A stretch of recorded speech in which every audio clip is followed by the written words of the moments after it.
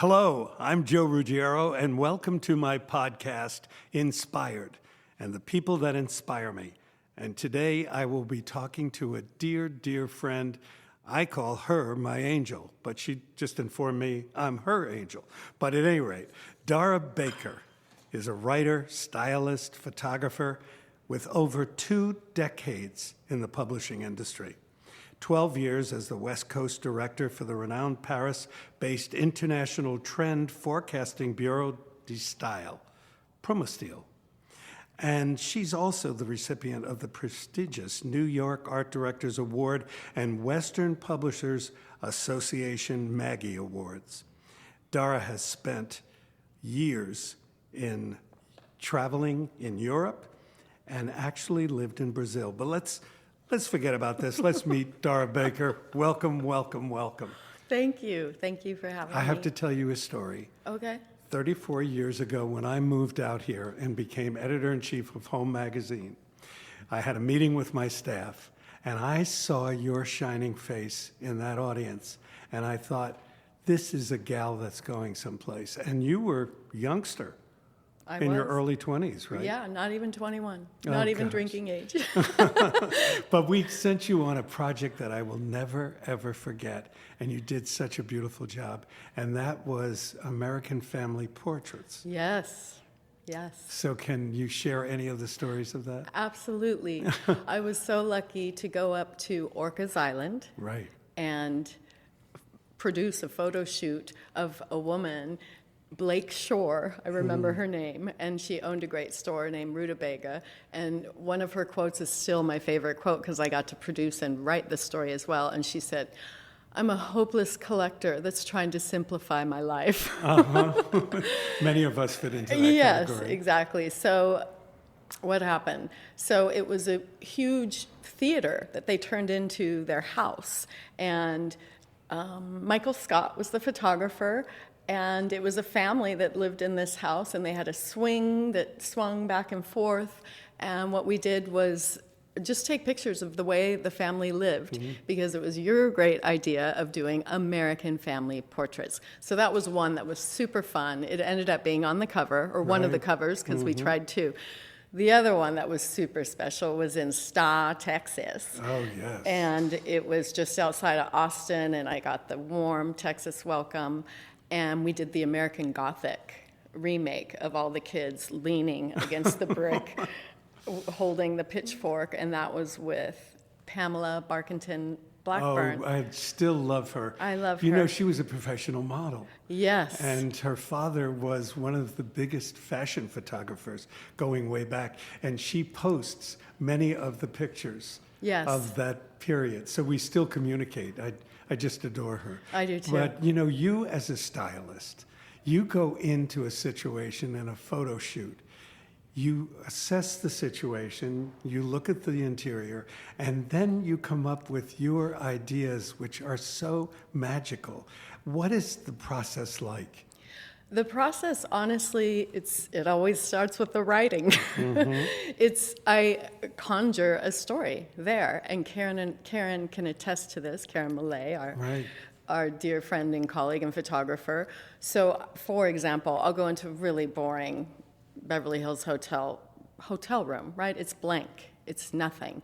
But I have to imagine, okay, it's a British businessman who has kids, and he's here just for a couple days. So then I get to bring the Pink FT, my favorite newspaper still. I get to bring sketches of my kids to put on the desk. And so the story I create informs almost like I'm creating a theater set.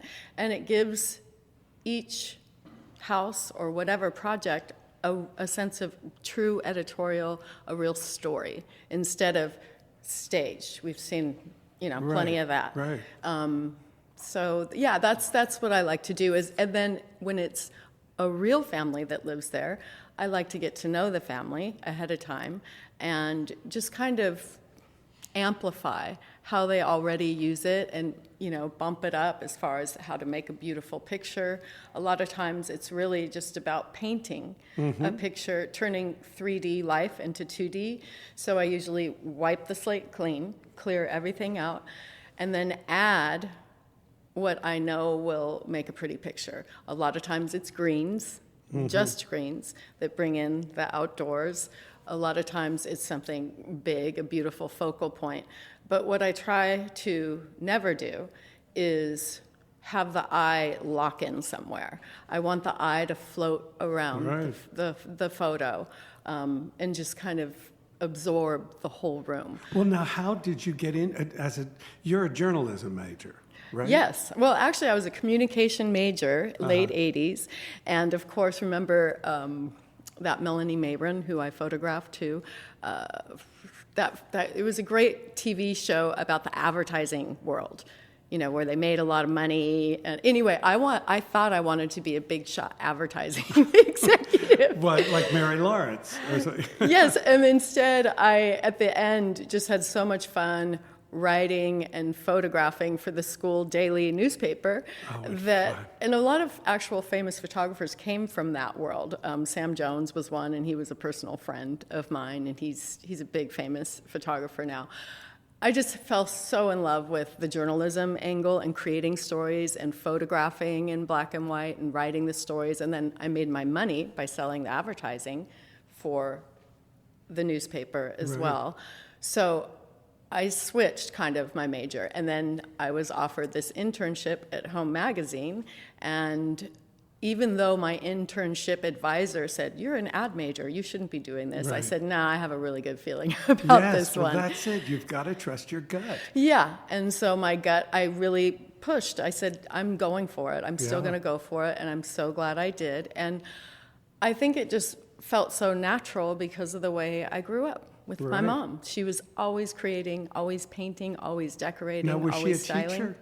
No, my mom was an artist, really, first. Like you, she can paint, she can, just draw out of nowhere, and you should see her paintings. They're beautiful, of flowers. So that first, but of course, with parents of the Depression, my grandma came from Scotland, grandfather, without getting too into all that, they wanted her to be sure to make money. So she actually went to dental hygiene school and did that. And then ended up running a dermatology office, and then but always that was just the practical side. The real side of her was an artist. Right. She was just always decorating, really created. You were in our backyard for my wedding. That gorgeous garden. All of that I got to watch firsthand her and my dad at the time create a beautiful home and garden out of nothing on a shoestring. Absolutely. Now, you also spent some time projecting with the Parisian consultancy. Yes. What the trends would be, what the colors. How did you go about doing that?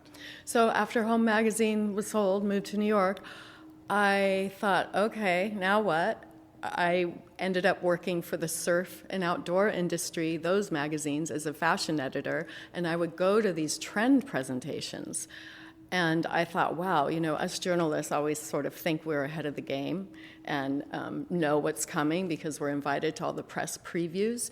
But I was so blown away at the interdisciplinary nature of this trend forecasting presentations that this French gentleman by the name of Sébastien de Dijbach and their West Coast person would present.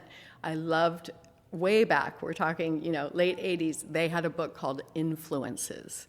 And so they would gather information from around the world from all levels of culture. So underground, like skate culture, high culture, museums, and combine all that information to get a feeling of what was coming next. It was never, we had a joke in the trend forecasting, if you've seen it, it's already over. But this was before internet. Yeah. So it was very internally motivated instead of like now all we see is like everything is on Instagram and there's not a lot of internal sense of creating something completely original. Did you go to the collections? Yes, not the Parisian collections. I would go to Première Vision, the fabric fair, and in a way, it was someone had to make a decision on colors, right? So it was the thread fairs. Someone had to commit to that shade of poppy red versus Right. a berry red. So a lot of times, it's really the fabric that Yeah. that informed a lot of the trends, because everything, my whole territory was the West Coast, so I had wonderful clients, Levi's, Patagonia, Nike, Adidas, the whole West Coast. They had to manufacture 2 years in advance. So we have to tell them, okay, this is the evolution of the colors. The yellows are getting more acidic. And that's the part that I love the most, was seeing the evolution over 20 years Yes. of colors, and you can see where they're going, you can feel where they're going, and it's fun to carry that into my work now, where, you know, I mean, we all have the joke, like, okay, no more orchids in the interiors, or no more.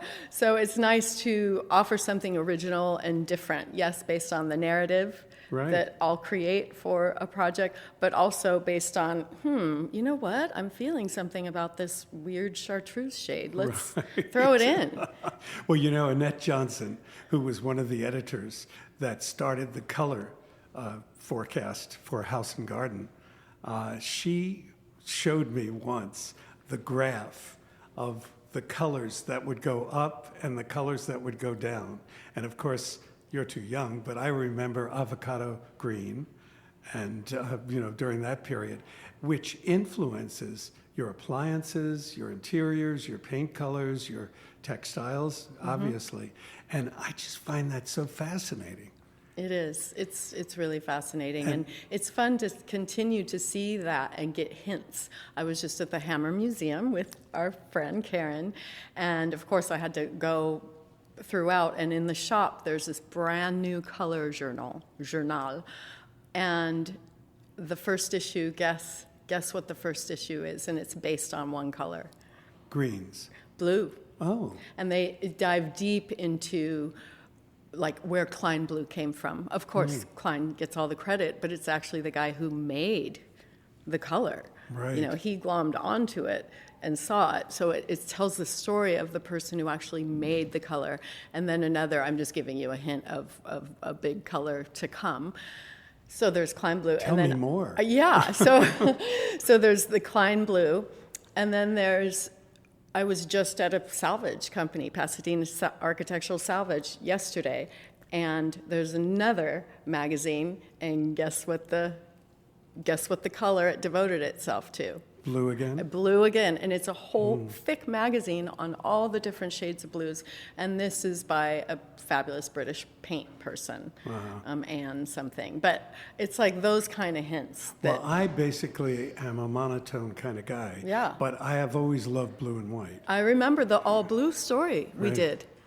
Where it was every wall was a different shade of blue, and there was a lot of periwinkle. I will say periwinkle sounds like an old term, so I don't No, I know love- what we'll call it now. Well, But blue that goes to the lavender side. yes, exactly. Yeah, So that a lot of that.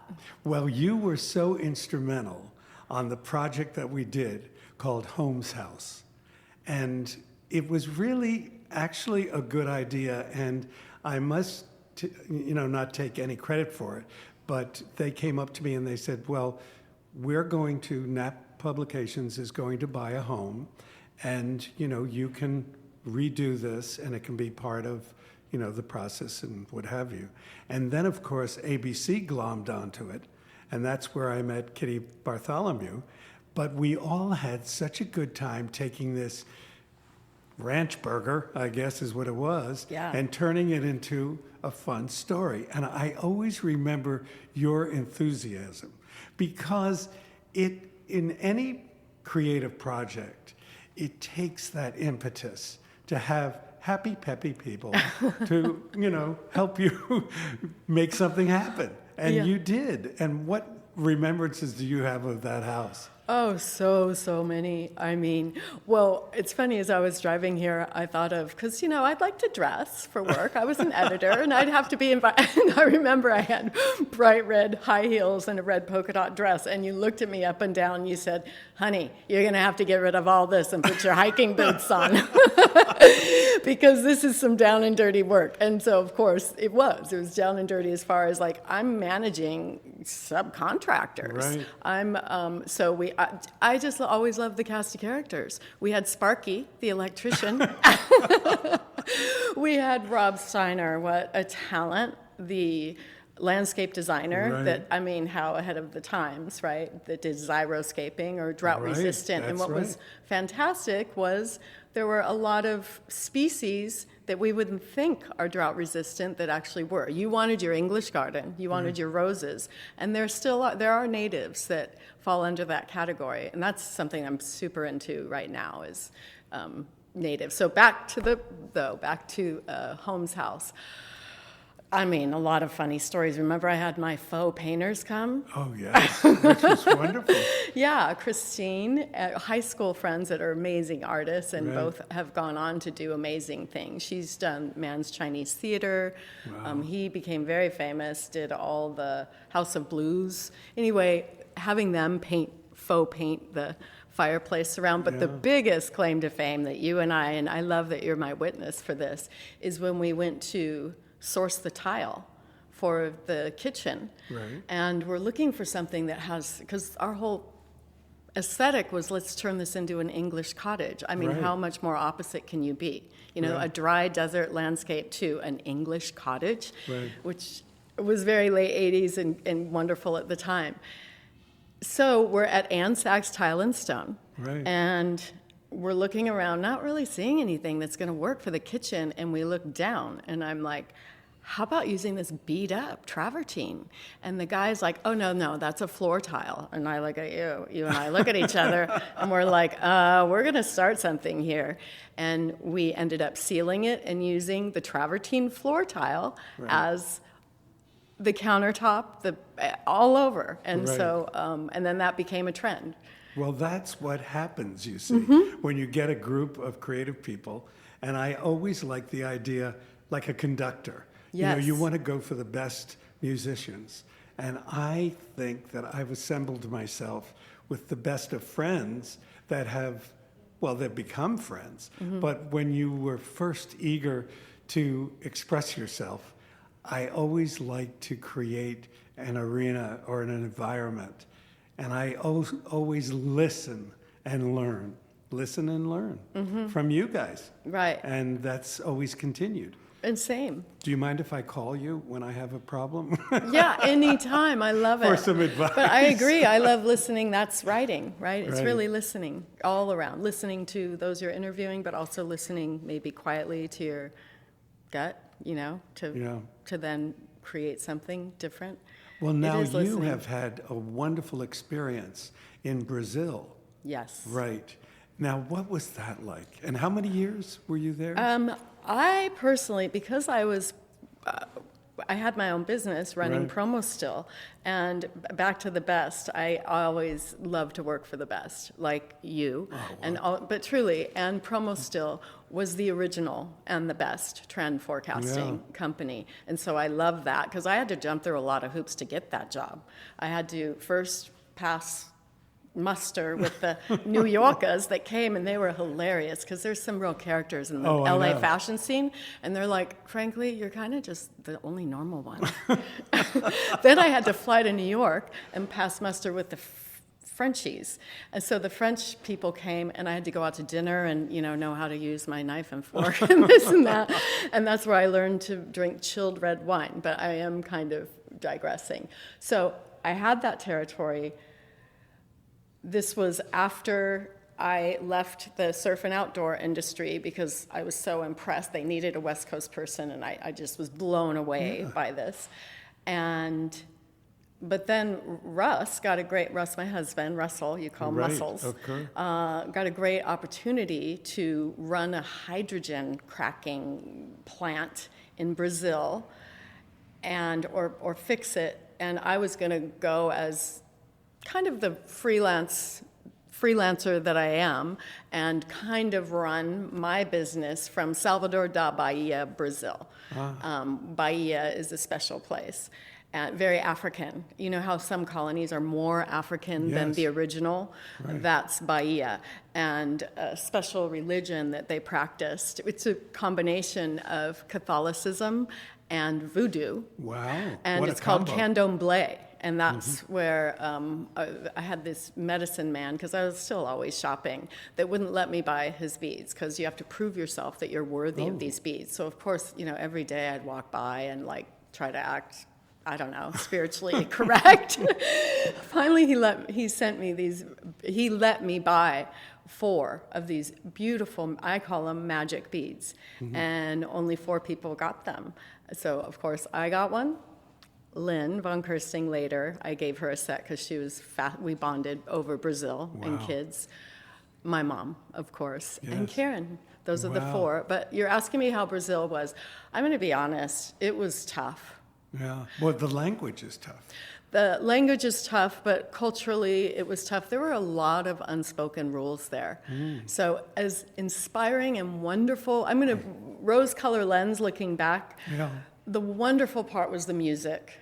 Yes. Olodum was a fantastic, and still is, a fantastic drum corps of street kids beating on buckets. And when we arrived, and right away I wanted to go to the old part, it's called the Pelourinho. When we arrived, the walls were echoing of these kids drumming. It's called Olodum. And guess who was filming their music video there? Michael Jackson was filming They Don't Care About Us. So when you listen to their They Don't Care About, you can hear that special Olodum music. And then, so I was addicted. I would go every Tuesday night. They did this sort of Olodum blessing. And later, also, Paul Simon did an amazing... Yes, I remember that. I'm accustomed to a smooth ride, that song. Yes. Another great song with Olodum. So I'm going to focus on the positives of Brazil. So the music was spectacular. Food? Okay, Russ is the adventurous one. Oh, you're meat and potatoes? Someone said something that I kind of agree with. I have a palate of a 12-year-old. If it isn't Scottish, it's crap. Right. Of course I ate. The reason, Russ is super adventurous, but he also would, not feel so well sometimes after his adventurous meals on the street.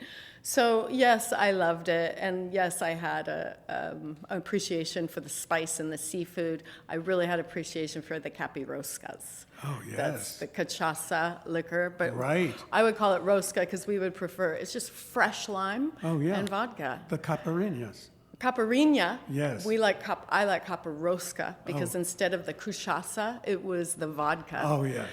And we could deal with that. So a lot of expats are there, European expats, American expats, and the way to get through a day in Brazil, like living there, is you end it with a caparosca. Caipirinha. Well, I'll tell you something. My producer's wife was very sedate, but she did live in Brazil for a while. And we all went to Portugal for HGTV. And she said, we must have a caipirinha. And she said, but be careful of the cachaça. And here was this sedate, wonderful lady that wound up dancing on the tables. So I guess it's a magical potion. But you had mentioned Lynn von Kirsting. Yes. And she is a very special, talented lady. Yes, a great And you talent. worked there for 7 years. Quite a few years. What happened was I was still loving promo still. Deborah, another one of your genius collectives. Yes. Really, you did hire a lot of the best, and honestly, I feel like all of us alum at Home Magazine I inherited a lot of the best. I had to go through the that's tortures true. of the day. Right, you did. Oh yeah, But okay. luckily I wound up with the very, very special people. Yes, you're right.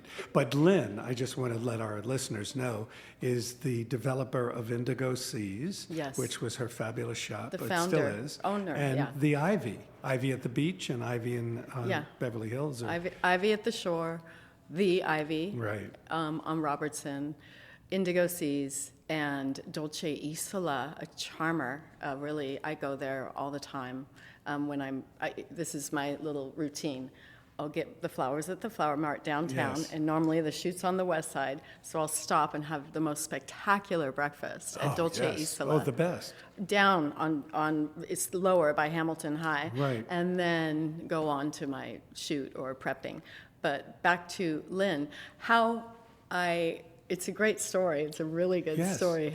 So I was doing promo still, doing fine, loving it, out of the editorial racket, as Right. we Well, say, because I had a child, and I knew what photo shoots were and all that demanded. Deborah was at British Elle Decoration, and she called me out of the blue. She goes, Dara, please, can you please get us some locations? Oh, and then she moved, with Carol Nickel then she did move to traditional home. She wanted to raise her kids in America. So she calls me from traditional home, and she's like, can you please send me some locations? All we're getting is not good stuff, like bad McMansions, Taco Bell level, like, please send us. I'm like, okay, as a favor. So I called the two people I remember calling in the late 80s when home moved. Right. So first, the last person I had a meeting with was Michael Smith. Uh-huh. A long meeting in his Burton Way studio about a story we were going to cook up about the evolution of decorating from like a college kid all the way through major collections. So I thought, okay, I'm just going to pick up the phone and call Michael. Let's pick up where we left off.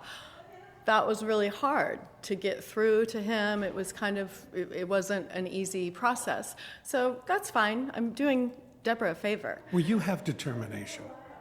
Yes, oh yes, I have no problem. And that's a little acting, and that is true acting training. Because you call as though you own the place. Right. Hello, may please. Right, exactly. Michael Smith, please.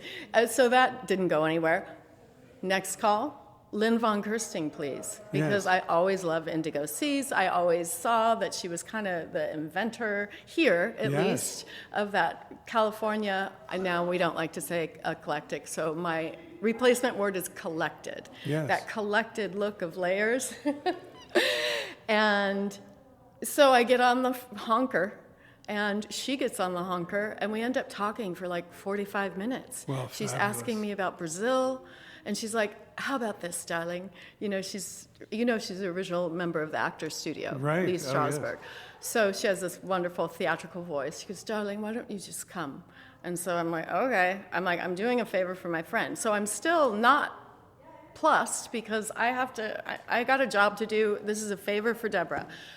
She takes me to what I would call a California Giverny. Yeah. And I go into the backyard, and I'm like almost in tears scouting this in my yes. Jean-Paul Gaultier heels. And because I'm in promo still land. Right. And I'm just like, my jaw has not lifted. And I'm like, oh my God, yes, yes, yes. And she showed me a few other projects that I just died over. Such a great eye. It's such a great eye. And there's a genuine Proustian, Yeah. Marcel Proustian connection there, because her shop always reminded me of my grandparents' house. Wow. Well, it was such a wonderful mix. Yes, with the music, with Billie Holiday and the pretzel chairs, Absolutely. 30s, and there's just such a warm, welcoming, Absolutely. soulful feeling there always. So I felt everyone feels that connection, right? And anyway, fast forward, I send them all there, and they take forever. They're not giving me answers. And Oprah wants to run the Giverny place. And finally, they give me an answer. And I say, hi, yeah, Traditional Home wants to run it all. And she goes, shoot, I just gave it to Oprah. And I'm like, and this is what I said to her, because it was the truth from my heart. I said, you know what? It was just an honor to be there. It was an honor to make record of that garden and Well, that now- Giverny. And you know what she said? She said, do you want me to take it away from Oprah and give it to you? And I paused, because the old me would have said, oh, no, that's okay. And I thought, yeah, I want you to take it away from And so she did. She gave it to me in Traditional Home, and we were doing 2 shoots at a time, and she held my hand, and she said, we're going to be girlfriends. Oh, well, that's a fabulous story. Yeah. Now, so you've answered my question, I guess, Yeah. because as you know, my podcast is called Inspired. Yes. So what inspires you in 25 words or less? Because we're running out of time. Okay, my family, of course, from both ways. Wonderful. My son. ancestors. Son and daughter. Yeah, Gorgeous. grandfather, grandmother from Scotland, grandfather the artist, mom the artist, my daughter the strong, fierce Yes. artist, my son also an artist and funny. Superstar. People that make me laugh, honestly. At Lynn, we would cry laughing, and you, Well, truly. well, thank you. That bring joy into every project, because I think that's what it's about, right? That's- Beauty and joy and creating that and sharing it with That's right. everyone. So there's an Auden quote, in those whom I like, I can find no common denominator, but in those whom I love, I can. They all make me laugh. And that's Russ, oh my God, half our marriage is just crying, laughing. Oh, yes, so over important. stuff. So important. So, people, my relationships would be number one. Of course, Mother Nature, that's kind of a cliche, but come on, when It's you're true. at the mountains looking at the sunset, when you're in the ocean, that's a huge, Well, you've inspired us all. Thank you. Thank you. We're going to have you back. Okay, Maybe there's you'll bring Russ. so many more stories to tell. Thank you. Thank you so much.